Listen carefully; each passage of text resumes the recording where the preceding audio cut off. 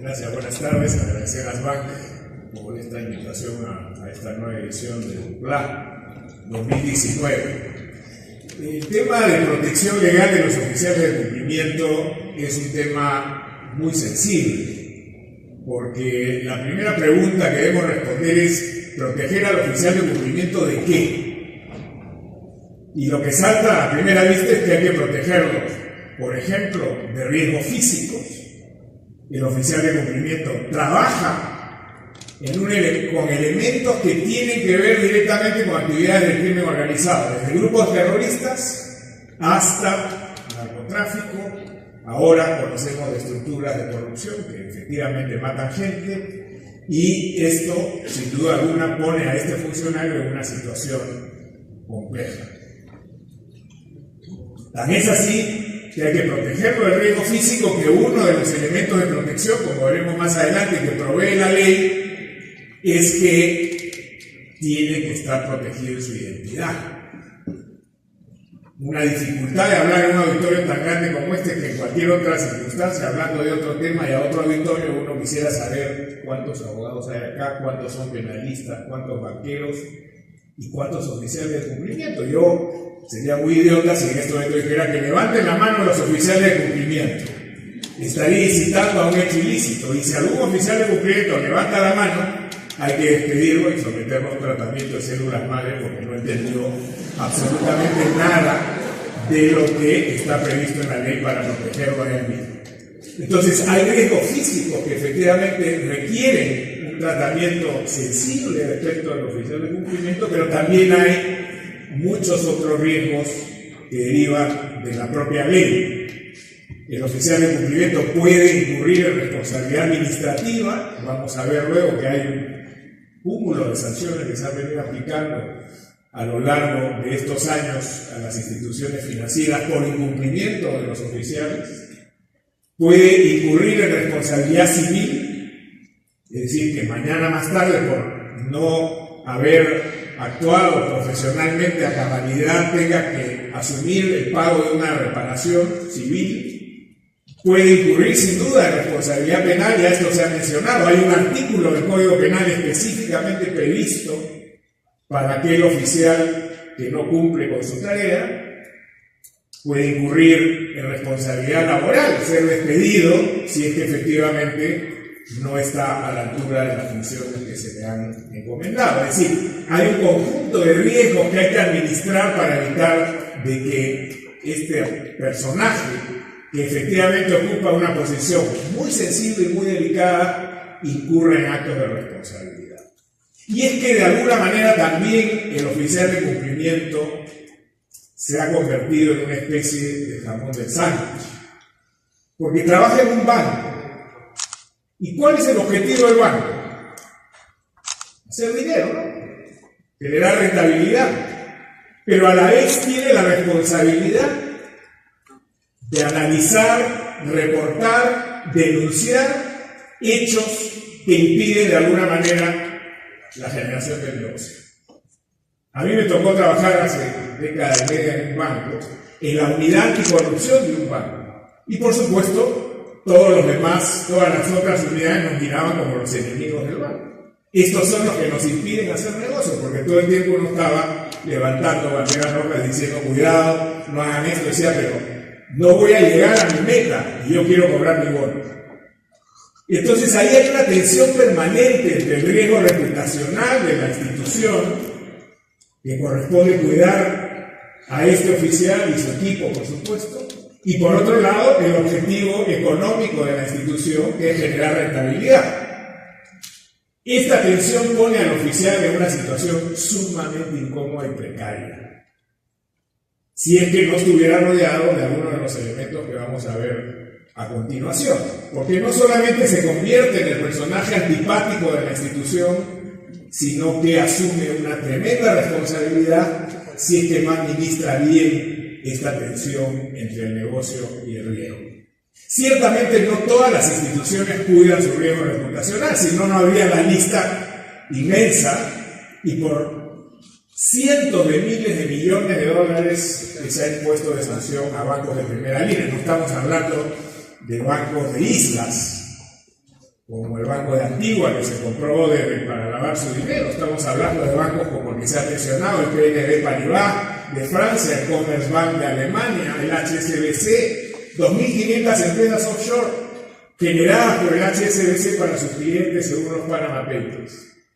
El Wachovia, el Wells Fargo, etcétera, todos bancos de primera línea que han sido sancionados por la SEC, la Comisión de Intercambio de Valores de Estados Unidos, por billones de dólares. La lista es inmensa.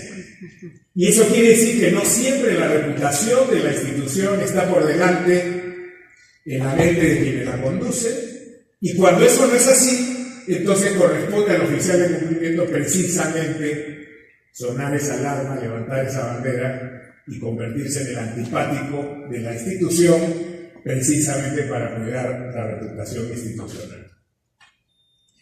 Históricamente, la oficialía de cumplimiento surge después de los atentados del 11 de septiembre del año 2001.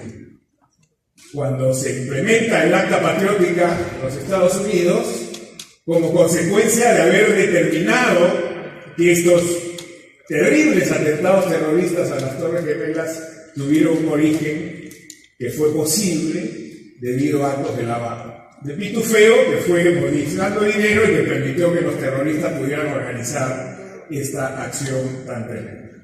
Y entonces el Acta Patriótica, que lo que hace es generar un brazo muy largo para las autoridades americanas, establece entre sus recomendaciones o disposiciones no solamente el desarrollo de políticas y procedimientos que refuercen los mecanismos de control interno, sino que exista un compliance officer, un oficial de cumplimiento, alguien con nombre y apellido que se haga responsable de que estos procedimientos y políticas funcionen. Y a eso se le añaden una serie de otras características que ya se han venido mencionando.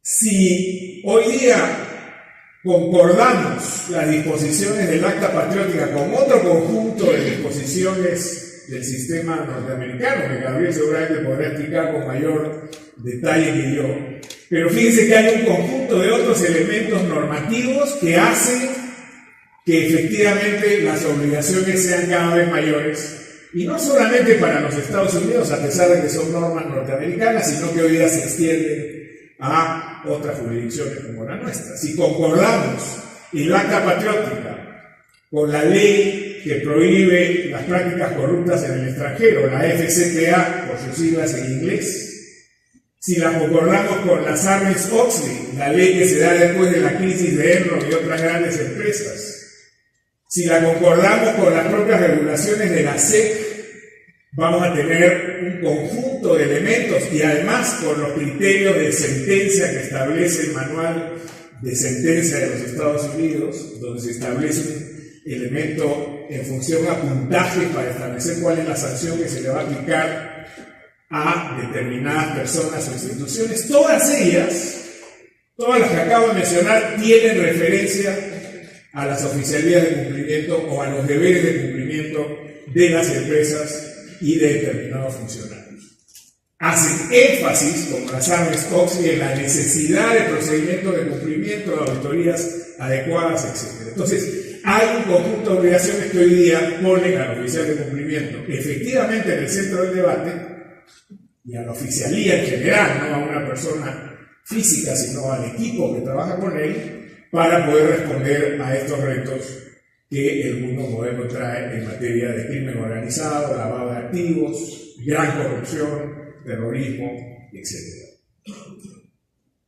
Y aquí, como no podemos preguntar cuántos oficiales de cumplimiento hay, ni cuánta gente perteneciente a las oficialías, ni a la UIF, etc., vamos a repasar algunos elementos básicos, pero que son indispensables tener en cuenta para poder entender de dónde surge y cómo es que se estructura esta protección a los oficiales de cumplimiento. En primer lugar, las leyes 27693 y 28306 establecen cómo debe surgir la oficialía de cumplimiento. Y como sabemos, hay dos posibilidades. Una, que sea una oficialía de cumplimiento a tiempo completo para aquellas instituciones que, por su tamaño y por el tipo de actividad que desarrollan, lo ameritan, y en el caso de empresas con menor extensión u otro tipo de actividad, solamente una oficialía a tiempo parcial.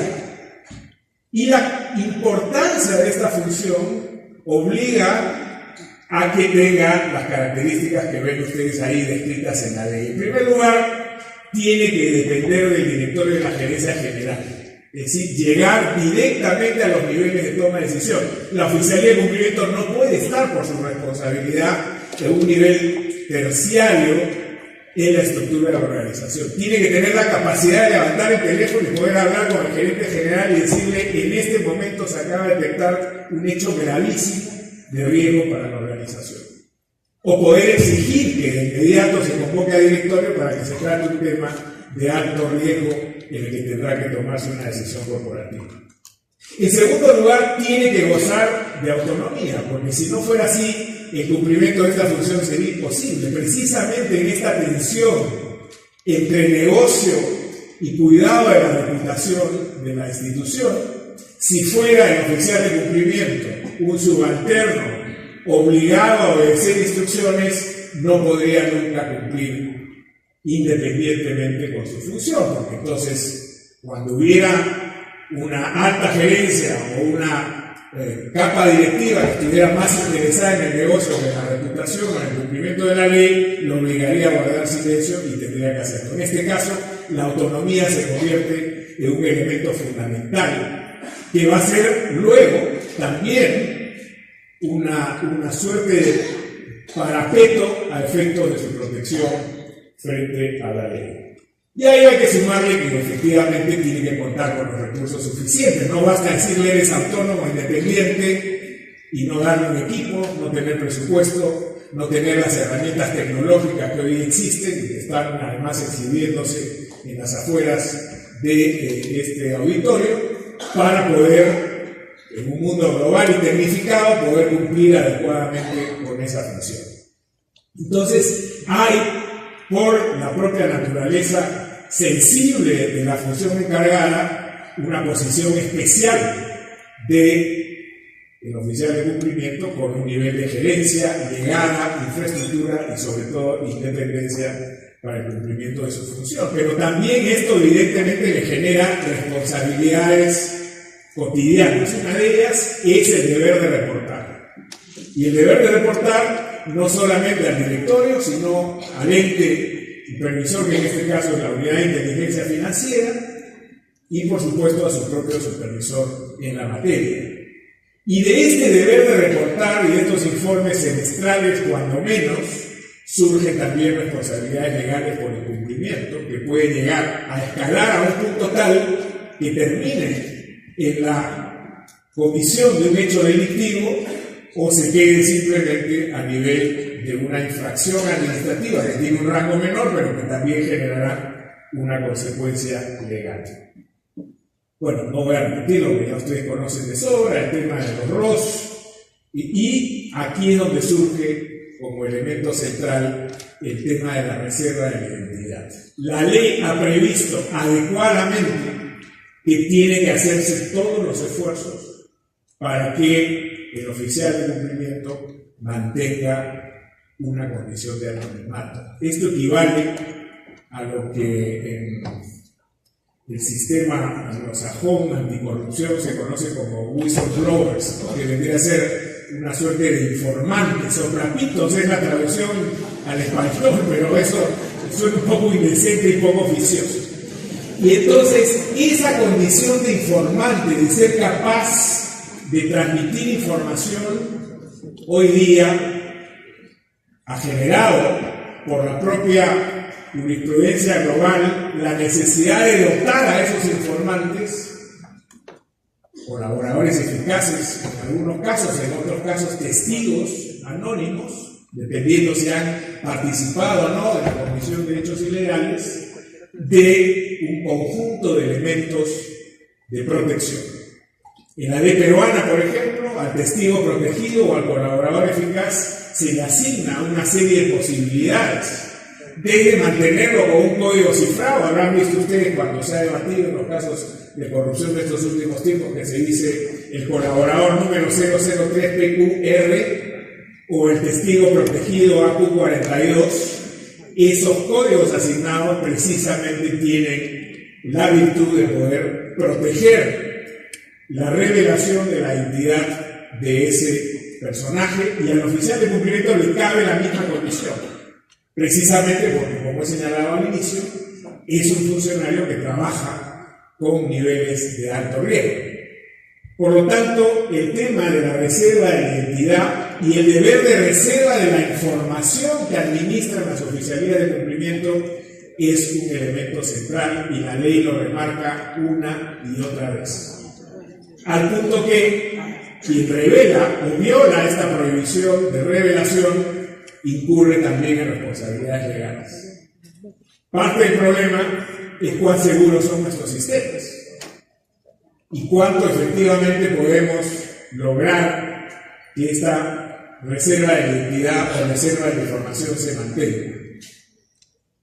Cuando se iniciaron las investigaciones de Fujimori y Montesinos allá a fines del año 2000, se promulgó la Ley de Protección de Testigos Reservados y de Colaboradores Eficaces, pero el sistema era un sistema absolutamente permeable. Entonces alguien se acogía a ese tipo de reserva y a las 48 horas estaba en un titular de un periódico o de una radio. Y esto es sumamente grave, primero porque pone en riesgo efectivamente a la persona que maneja esta información sensible, por otro lado porque genera un descrédito absoluto para el sistema, y entonces deja de funcionar como herramienta que aporta, sin duda alguna, cuando funciona bien, sustancialmente al avance de las investigaciones penales.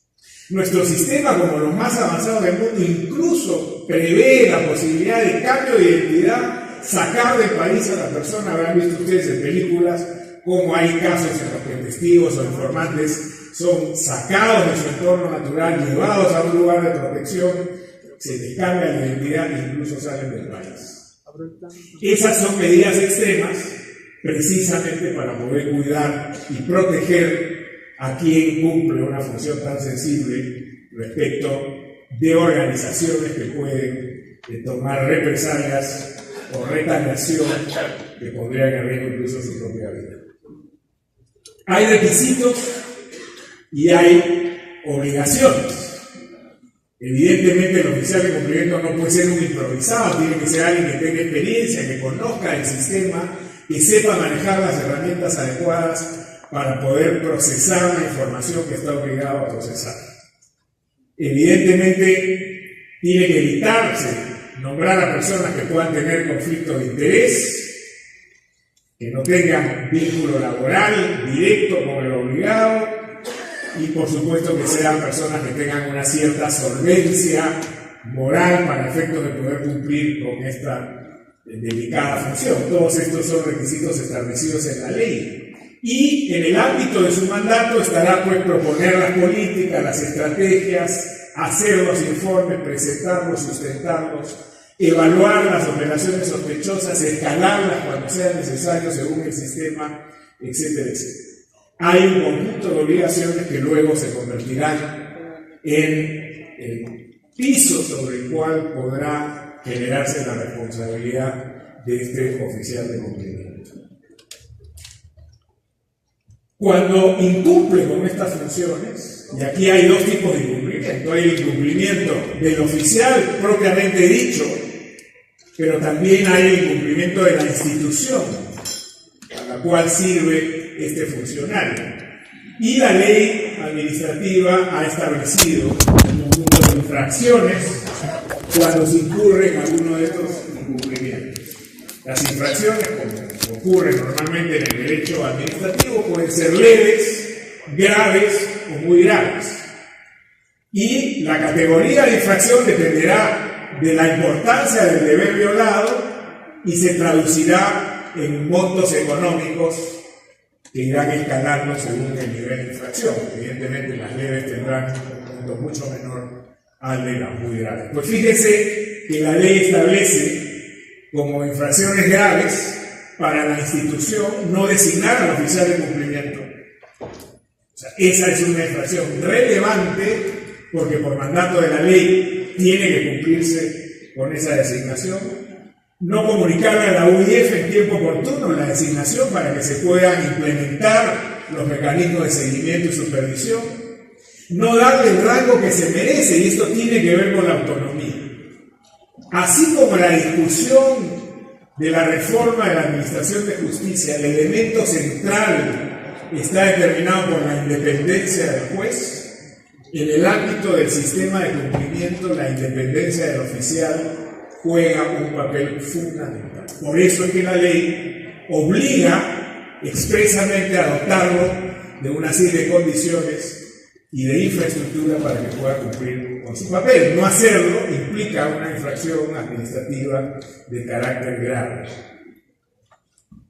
Pero también hay obligaciones del propio oficial, ahí están cambiadas de color: no realizar sus funciones, evidentemente, se incumple con lo que son sus tareas establecidas en la propia ley, o no presentar los informes, ya más precisamente, que la ley obliga a presentar en periodos determinados, lo harían incurrir en, cuando menos, en infracciones administrativas, y habrá que evaluar en su momento si esto escala a un nivel más grave como es el penal.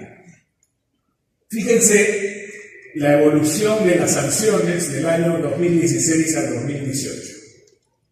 En el año 2016 se sancionó a 36 empresas por no haber presentado el informe anual. En el año 2017 escaló a 97 y en el 2018 bajó un poco a 86. Sanciones de carácter grave. En segundo lugar, por no designar oficiales de cumplimiento, fueron sancionadas 11 empresas en el 2016 y 8 empresas en el 2017. En el 2018 ya no hubo ese tipo de sanciones, porque efectivamente, como todo, esto es parte de una cultura de aprendizaje.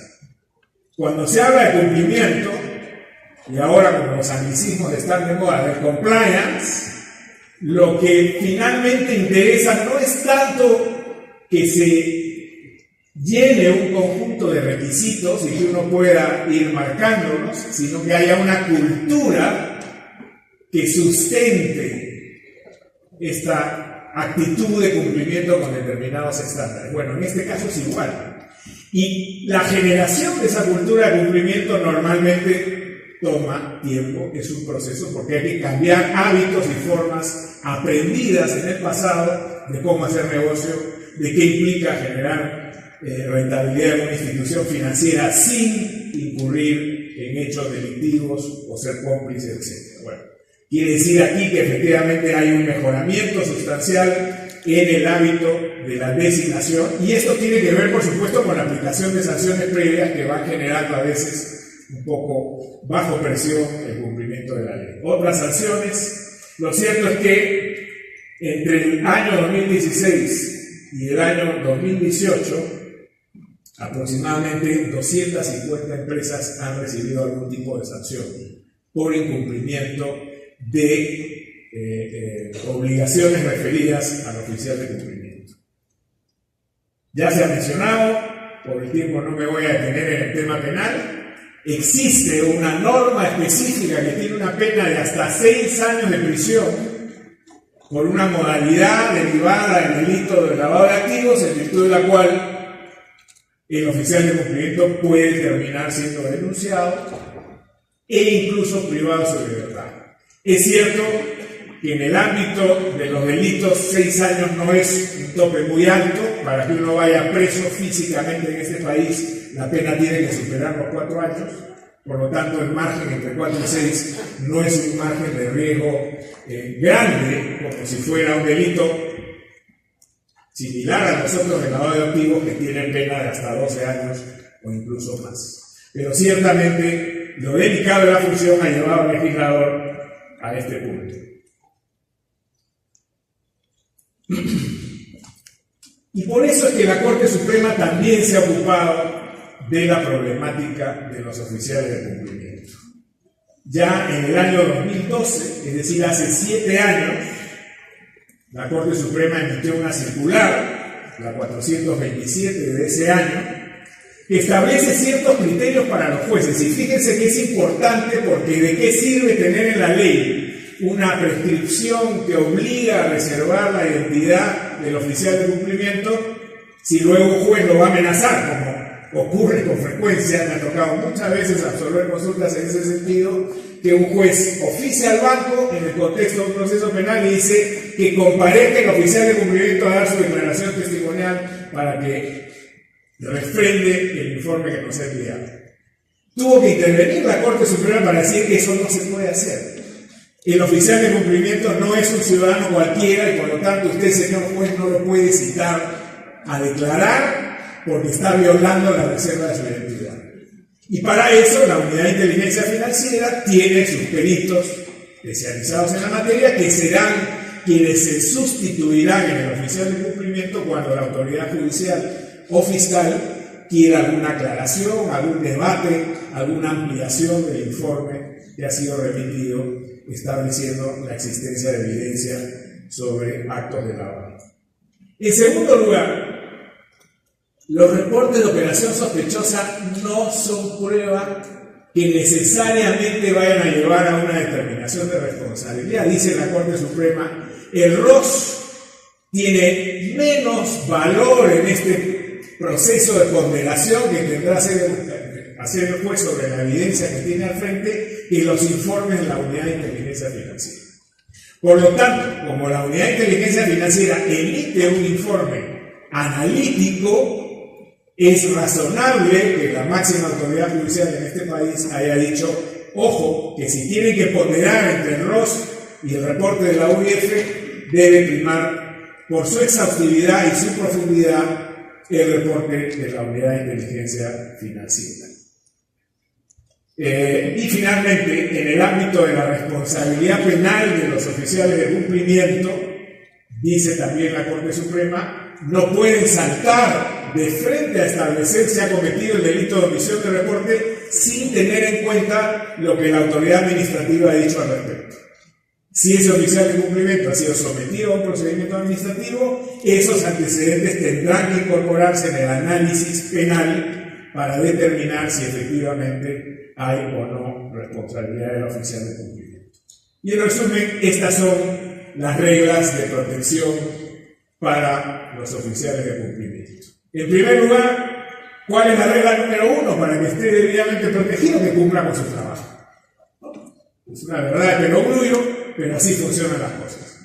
Tiene que cumplir con las responsabilidades que le asigna la ley, si es que, por supuesto, se le dan las condiciones adecuadas. Si no se le dan las condiciones adecuadas, el oficial de cumplimiento no solo tiene la posibilidad, sino el deber, primero, hacer esto en conocimiento de sus órganos superiores, en cuanto a reporte me refiero, no en cuanto a su autonomía, directorio y gerencia, y si no, incluso poder denunciarlo porque es o su responsabilidad la que está en juego o es la responsabilidad de la empresa para la cual trabaja. Entonces, cumplir diligentemente con su función, que efectivamente la oficialía de cumplimiento llegue a los estándares que la ley le asigna en el sentido de tener que conocer sobre qué mundo está trabajando y qué tipo de reacciones y cuidados tiene que tener en el ejercicio de su función. Es un deber de diligencia funcional indispensable para evitar cualquier tipo de responsabilidad legal. La regla número 2 tiene que ver con lo que ya hemos mencionado reiteradamente, que es el cumplimiento de la reserva, que se le asigne la clave adecuada, que no se sepa quién es la persona para que pueda trabajar con tranquilidad. Hay algunas excepciones, evidentemente, propias del proceso.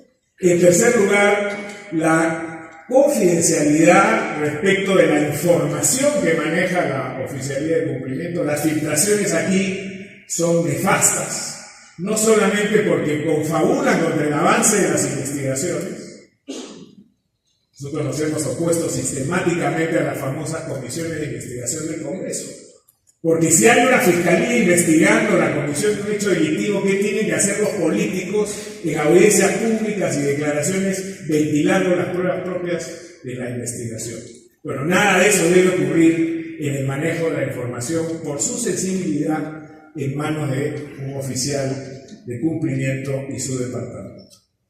Y en ese sentido, esto vincula incluso también, en la última regla, a los propios trabajadores de la institución y a todos los sujetos que por alguna razón están vinculados o son obligados en el ejercicio de su función.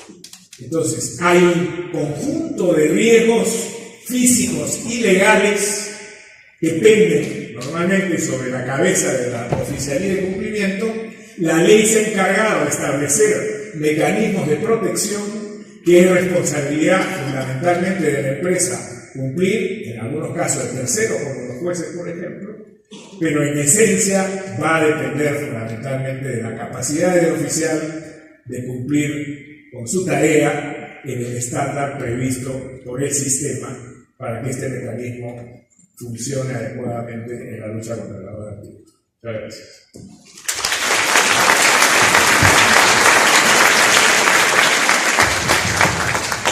Muchas gracias, doctor Ugas. Agradezco a los tres expositores porque han cumplido estrictamente los plazos, 30 minutos cada uno. Comentaba al inicio de esta sesión que este tema de la responsabilidad penal del oficial de cumplimiento es un tema de permanente discusión y preocupación entre todos, en todo el gremio, ¿no? Entre todos los oficiales de cumplimiento. Después de estas exposiciones estoy seguro que esta discusión va a continuar. Lo que no estoy seguro es que si esa preocupación va a aumentar o disminuir, ¿no? Ya va a depender de lo que se siga discutiendo. Han llegado diversas preguntas. A ver, tenemos 8 minutos de tiempo. Voy a tratar de seleccionar algunas. Tengo una primera para el doctor Caro. ¿Cree usted que es conveniente documentar criterios que puedan delimitar el alcance de la responsabilidad de los oficiales de cumplimiento? ¿Sí se escucha, no? Sí. Bueno, gracias por la pregunta. Efectivamente, yo tengo una posición ya muy marcada en relación a este tema. Yo creo que los oficiales de cumplimiento se tienen que agremiar. Se tienen que agremiar y tienen que postular que exista una legislación de protección del oficial de cumplimiento. De hecho, por ejemplo, en España existen 2 normas de referencia que forman parte del soft law, digamos. Por un lado tienes el Estatuto de Compliance Officer que elaboró Cumplen en el año 2017 y por otro lado el Libro Blanco sobre la función de compliance que elaboró ASCOM, que es otra asociación de cumplimiento. Bueno, ¿cuál es el proceso estratégico? Primero que esas normas se conviertan en soft law, norma de referencia para el trabajo de los oficiales de cumplimiento de sus empresas, pero luego eso hay que positivizar. Yo lo que creo que tiene que haber un momento en el cual el Estado peruano debe de asumir, digamos, esto como normas de derecho positivo. Es decir, a través, por ejemplo, de la Secretaría de Integridad de la PCM, o a través del decreto del Ministerio de Justicia que regule la ley 3424, la parte relativa de encargado de prevención, pero tiene que haber una regulación. Porque al final del día, la función de cumplimiento está desperdigada en una serie de reglas, estamos entre las buenas prácticas, en los contratos, las normas ISO. Y creo que el esfuerzo de codificación es un esfuerzo sencillo, no es un esfuerzo complicado.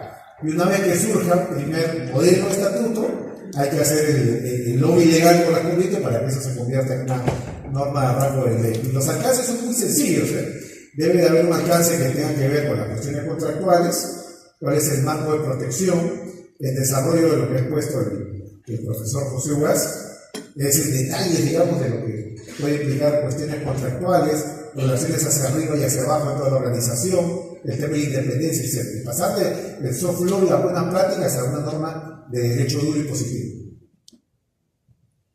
Gracias. Para el señor Caballero, ¿cree usted que la tendencia sea que la responsabilidad de los oficiales de cumplimiento tiendan a hacer pagos de multas y restricciones profesionales y no la responsabilidad penal? Creo, definitivamente ya tenemos una evidencia en varios casos donde individuos, no solo oficiales de cumplimiento, miembros de la junta directiva, presidente, que han sido individualmente responsables por multa civil. Creo que eso siempre va a ser la preferencia de los reguladores por diferentes razones. Creo que, primero, manda un mensaje mal, en mi opinión, de castigar a un individuo para algo que es una responsabilidad a nivel de institución. Ahora, ya estamos viendo en todos los casos internacionales, infrecuentemente ahora los grandes, casi todos tocan el tema penal. Ponen a la institución a responsabilidad penal. Entonces, va a ser imposible seguir llegando a esas conclusiones y también aplicar esa responsabilidad a los individuos que gestionen y manejan esta institución. Entonces, creo que en la mayoría de las instancias, y ojalá sea así, que los reguladores, los fiscales que ejercen esta ley, que están responsables, que siempre tengan eso en cuenta, pero va a pasar, casi garantizado que vamos a encontrar oficiales de cumplimiento que van a estar responsables penalmente. Ok. Para el doctor Ugaz, se habla generalmente de la responsabilidad penal para el oficial de cumplimiento. ¿Cuál es la responsabilidad penal para los otros colaboradores que no cumplen internamente las normas de la prevención del lavado de activos, incluyendo al personal que trabaja con el oficial de cumplimiento y al personal del front office, ¿no? Que no cumple con hacer su trabajo, ya sea por negligencia o por ceguera voluntaria? Bueno, la norma penal es específica en cuanto a la designación de lo que llamamos en derecho penal el sujeto activo, el autor, lo que debería llamarse un delito especial. Pero eso no impide que se apliquen las normas generales del Código Penal en materia de complicidad, coautoría y otros niveles de participación. Por lo tanto, si hay violación de deberes establecidos o infracción de deberes funcionales por parte de otros integrantes del equipo o incluso de otras instancias de la empresa que no necesariamente forman parte de la oficialía de cumplimiento, se aplican las reglas generales de participación del Código Penal y las sanciones, por supuesto, se pueden hacer extensivas a personas distintas al propio oficial de cumplimiento. Ok, muchas gracias. Un par de preguntas adicionales. Para el doctor Caro, ¿qué recomendaciones pueden darnos a los oficiales de cumplimiento para evidenciar el mencionado deber de conocimiento que nos toca a los oficiales?